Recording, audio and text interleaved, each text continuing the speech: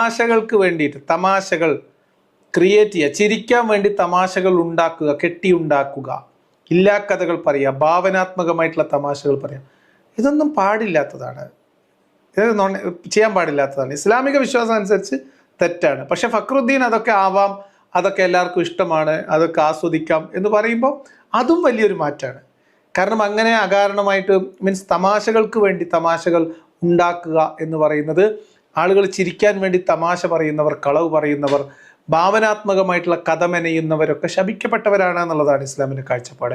അപ്പം അതുകൊണ്ട് രസത്തിന് വേണ്ടി തമാശക്ക് വേണ്ടി തമാശകൾ ഉണ്ടാക്കുകയും പറയുകയും ചെയ്യാം, അതൊക്കെ എല്ലാവരും ചെയ്യും എന്ന് പറയുന്നതും തെറ്റാണ്. അത് ഇസ്ലാമികമായിട്ട് ശരിയല്ല.